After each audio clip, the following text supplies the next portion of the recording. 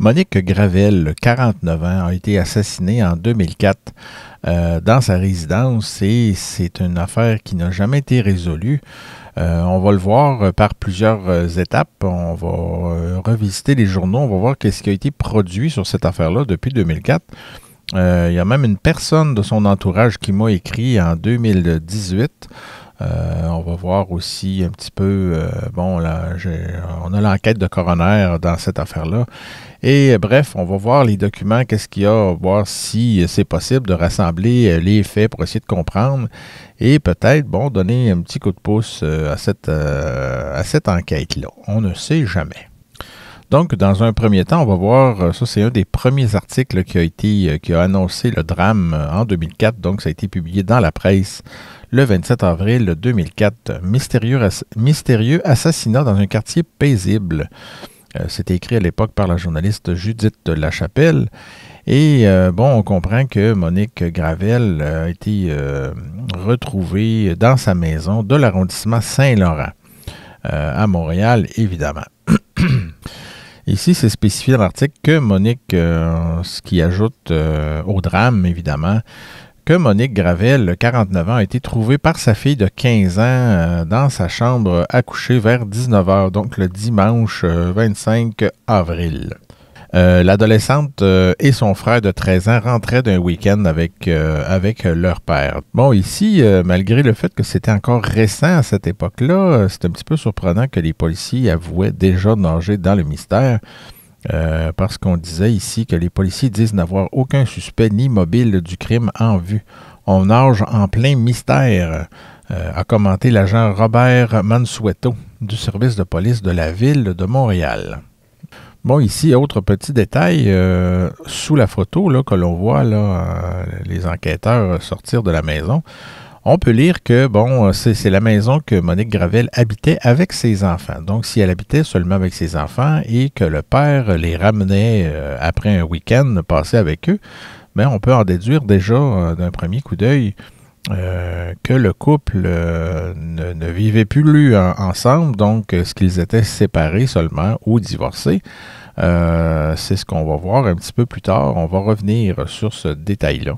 Et ce que l'article nous apprend également, c'est que Mme Gravel enseignait au département des techniques de soins infirmiers au Cégep Saint-Laurent. Donc, je vais en lire un petit bout ici. Là. Sur place, les couloirs des bureaux des professeurs étaient déserts et un homme à la mine sombre priait des journalistes de contacter la direction générale du collège. Madame Gravel travaillait depuis 26 ans chez nous. Elle était un pilier du département, a expliqué Louise Lavallée, directrice des communications. Donc, peut-être qu'au Cégep de Saint-Laurent, malgré le fait que ça va faire presque 20 ans, cette affaire-là, peut-être qu'on s'en souvient encore de elle, je ne sais pas. Si vous avez des souvenirs, peut-être me contacter. Mais bon, bref. Et voilà, c'est un peu les seuls détails qu'on avait à l'époque, donc 2-3 jours seulement après la découverte du corps. Environ un an plus tard, toujours dans la presse, samedi 8 janvier 2005, on est revenu ici dans un petit entrefilet là, sur l'affaire de Monique Gravel. Parce que, bon, on annonçait, entre autres, là, dans la section télévision, qu'il y aurait une mini-série qui s'intitulerait « Qui a tué ». Je ne sais pas si vous vous rappelez peut-être de ça. Je pense que c'était animé par, oui, Claude, c'est marqué ici, par Claude Poirier et Jean-François Guérin, je pense, de TVA. Donc, on revenait mais vraiment vitement sur l'affaire de l'enseignante Monique Gravel qui avait été trouvée morte en avril dernier. Et c'est là qu'on apprend, vous vous en souviendrez peut-être, moi je me rappelle vaguement, là, je veux dire pour la mémoire contemporaine de 2004, ce qu'on rappelle, ce qui est intéressant aussi, c'est que le lendemain de la mort de Monique Gravel, le lendemain, le comédien Serge Turgeon, je ne sais pas si vous vous rappelez de Serge Turgeon, il avait joué entre autres, surtout connu dans Entre chiens et loups, pour les plus vieux d'entre nous. il mourrait, lui, subitement au poste de police le lendemain de la découverte du corps de Monique Gravel. Les enquêteurs ont souligné que M. Turgeon n'était pas soupçonné, mais qu'il était là en tant qu'ami de la victime. On écrit ici que l'assassin court toujours. Mais c'est quand même un fait assez peu répandu. C'est pas souvent que... En tout cas, j'ai pas vu ça depuis le début, là, depuis les premiers homicides qu'on étudie ensemble depuis plusieurs semaines. C'est quand même bizarre, cette affaire-là.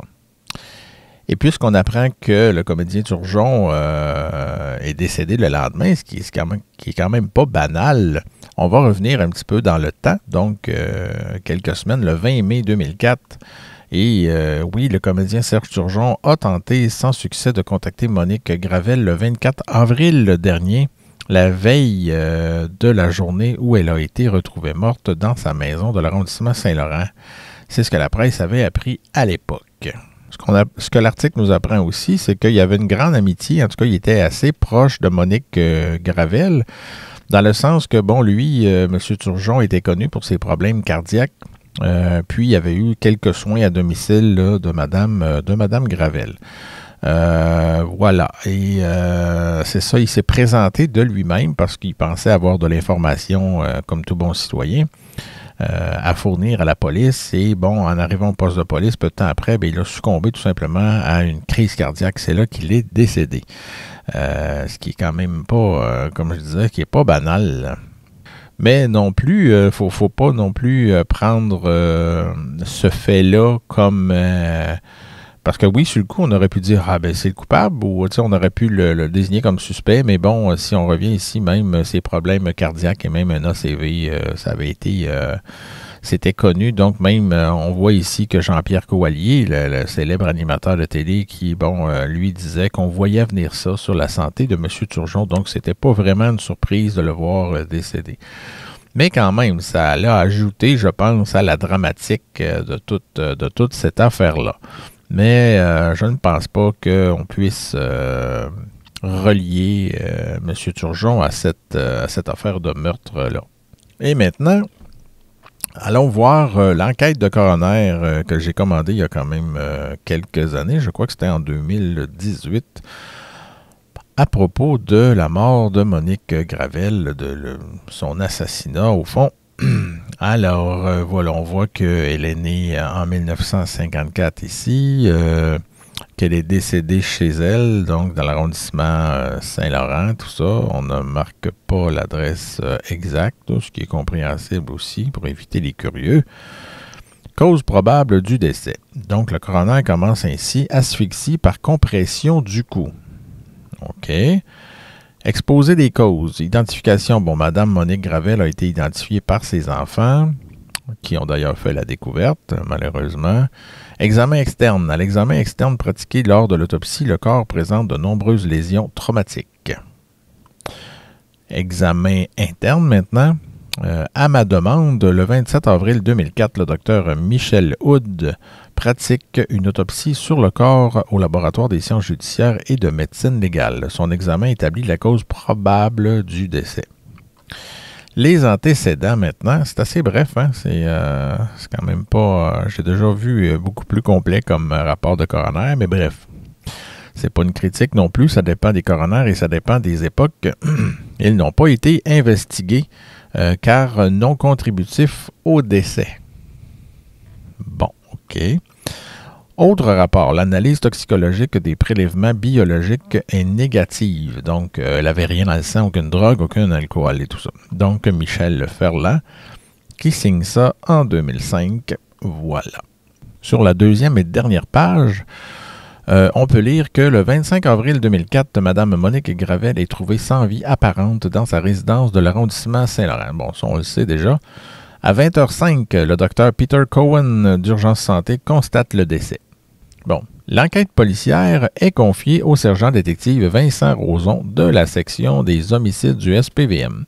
Son enquête et les procédures judiciaires, s'il y a lieu, établiront les causes et circonstances de ce décès qui est un homicide. Pour les fins de notre investigation et du bulletin de décès, nous retenons la date et l'heure du constat médical de décès. La conclusion, homicide. C'est assez vague, c'est très très vaste, donc on sait que c'est un homicide, mais comment on a parlé de compression du cou, sans oser nécessairement ici, là, au début, là, asphyxie par compression du cou, mais sans parler nécessairement de strangulation. Donc, qu'est-ce que ça veut dire? Est-ce que le cou a été compressé par un genou, par exemple, comme le fameux cas célèbre il y a peu de temps là, aux États-Unis? Bon, je ne sais pas. Ou c'est strangulation à main nue. D'habitude, ça laisse des marques aussi. Ou avec un lien. Bon, c'est assez vague. Donc, évidemment, c'est une affaire non résolue, fait que le coroner est quand même pas pour donner tous les détails dans ça ici, parce que son enquête est publique. Donc, ce serait révéler des indices au public. Donc, ce serait pas brillant, mettons. Bon, maintenant, venons-en au site du SPVM qui consacre une page au meurtre non résolu de Monique Gravel. On voit même une photo de Mme Gravel ici. Donc, on revient brièvement tout ça. Donc, on va le lire ici ensemble parce que, étant donné le peu d'informations qu'on a, je pense que tout est important parce que il y a de l'information contenue dans l'enquête de coroner qui n'est pas ailleurs, dans les journaux aussi qui n'est pas ailleurs. Fait que tout se regroupe et on finit par avoir un tout dans cette affaire-là. Donc, le 25 avril 2004, les policiers des crimes majeurs sont appelés pour se rendre dans l'arrondissement de Saint-Laurent, sur la rue Cardinal, dans une résidence unifamiliale suite à la découverte de la victime Monique Gravel. Quelques heures plus tard, les policiers découvrent sa voiture abandonnée avec les clés non loin des lieux, soit à l'intersection de la rue de Pont-Gravé et du boulevard Laurentien. Description de la voiture de Mme Monique Gravel, c'était une Oldsmobile Aurora de couleur or, comme on peut voir ici en bas.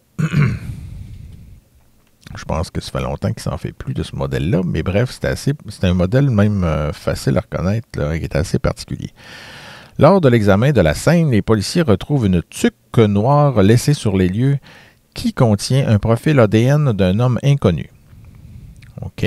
Mais selon ma source, que je vais essayer que j'essaie en ce moment de contacter pour essayer de revenir sur certaines informations et avoir son accord pour publier ou en parler d'informations qu'elle m'a confiées.